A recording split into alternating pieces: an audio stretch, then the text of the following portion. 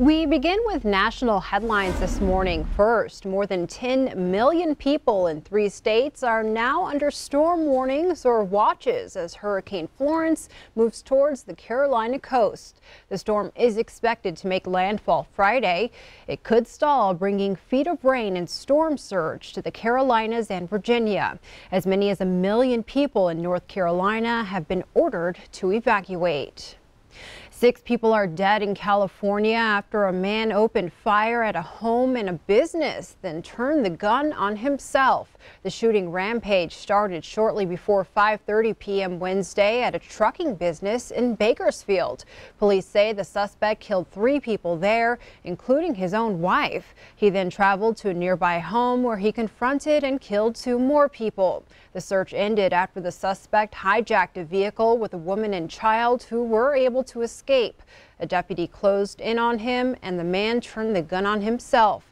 The entire incident lasted 15 minutes. The suspect's identity and the identity of the victims have not been released.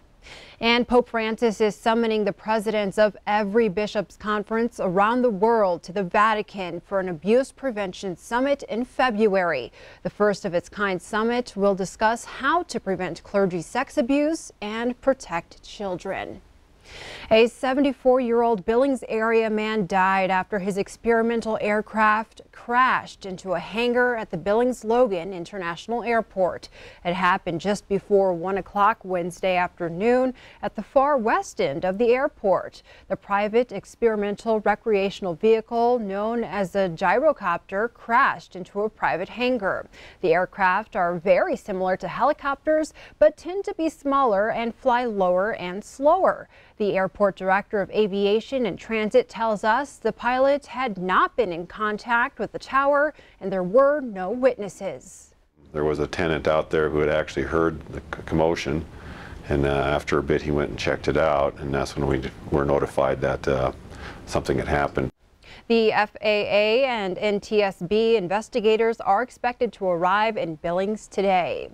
A University of Montana football player will serve a 2-year deferred sentence, 100 hours of community service, and pay a $500 fine after assaulting another U of M student. Senior running back Jeremy Calhoun was charged and sentenced all in one day Wednesday in Missoula. Calhoun pleaded guilty to misdemeanor assault for the incident that happened back in May. He admitted to punching and kicking a student in the face, knocking out his front teeth. Witnesses say it happened during a fight between multiple people when the victim was trying to break up the fight. Calhoun just completed a 2-game suspension for the incident. It's unclear if he will accompany his teammates when the Grizz take on Western Illinois University on Saturday, the team's first road game of the season. A sigh of relief for a group working to keep the genetic bloodline of Pryor Mountain's wild horses thriving. This after a federal judge recently granted a temporary restraining order to stop the Bureau of Land Management from removing 17 of those horses from the range. But now the group has a new goal to expand the range and the herd. Q2 tagged along with Ginger Catherines, a documentary filmmaker, as she checked on one particular band of horses near Lovell, Wyoming. She is also the executive director for the Cloud Foundation.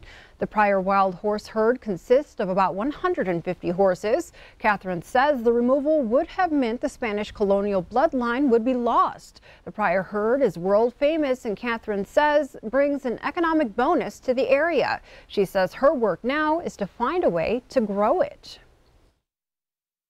Down here, of course, is a very low quality forage, so you have to have very few horses.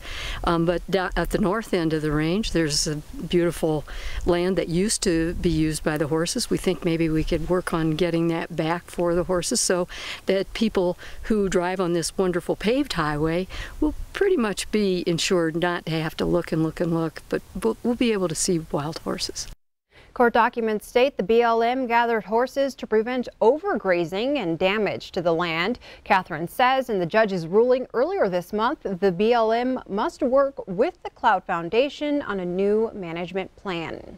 Meanwhile, the U.S. House endorsed a bill Wednesday that will provide federal recognition to the Little Shell tribe of Chippewa Indians. The Little Shell Restoration Act will allow the tribe to purchase 200 acres of land so it can qualify for federal funds to use for economic development, health, and education. The effort to have Congress recognize the landless tribe dates back to the 1930s. Wednesday's vote in the House marks the first time a bill restoring federal recognition to the Little Shell tribe has passed either the House or Senate. The House bill is sponsored by Montana Congressman Greg Gianforte. It still needs to pass the Senate before heading to the president's desk to be signed into law. Congressional candidate Kathleen Williams held the first of 3 public forums on Social Security, Medicare, and health care. Williams, a Democrat, is challenging Republican incumbent Greg Gianforte in this fall's election. She says the forums are part of her effort to listen to voters and create dialogue on important issues facing Congress. Wednesday's event at the Bozeman Public Library focused on Social Security. One of the speakers was Dan Adcock with the National Committee to Preserve Social Security and Medicare. Adcock says the Social Security Trust is not going bankrupt, but will not be able to pay full benefits after 2034 unless changes are made to the finances of the social insurance program. He said one possible proposal is to increase the amount of income subject to Social Security tax. Right now, people don't pay Social Security taxes on any income above $128,400. CEO of a Fortune 500 company, the Honeywell Corporation, who makes $48 billion a year. Somebody like him pays his Social Security payroll taxes by lunch on January 1st. But the rest of us, who earn $128,400 or less, we're paying it all year long. Williams will hold a forum today in Livingston on Medicare at 10:30 this morning at the Livingston Park County Public Library. She will host another forum on health care Friday in Billings at 10 at the Billings Public Library. Billings School Board trustee Bruce McIntyre, a longtime liaison for the Billings Chamber of Commerce and community advocate, has died. McIntyre passed away at the age of 81 Tuesday, but he leaves behind a storied legacy in Billings and Helena. Bruce just retired from the Billings Chamber of Commerce in 2017. McIntyre played a key role in lobbying for the successful passage of Billings school levies in 2007, among other strides to boost education in the Billings area. Elsewhere, MSU Billings celebrates the future and the soon-to-be-built Yellowstone Science and Allied Health Building. I ask you all, please take a shovel and dig it up. Many in the Billings community were on hand for Wednesday's ceremonial groundbreaking for the $17.1 million project that includes a new building and renovation to the old one. The Billings community donated $5 million toward the project. The legislature appropriated $10 million and the regents approved another $2.1 million. It will make a difference in individual students, real people in real time and real life for the rest of their life and for generations after that. It's great for the city of Billings, great for the state of Montana, and great for our students. This is about people.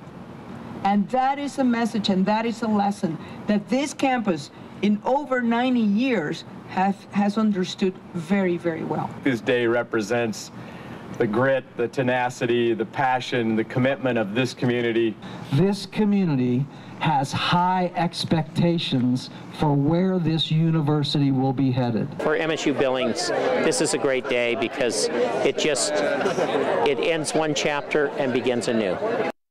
MSUB Foundation President CEO Bill Kennedy says the project will go out to bid by the beginning of next year, with construction expected to take up to a year and a half.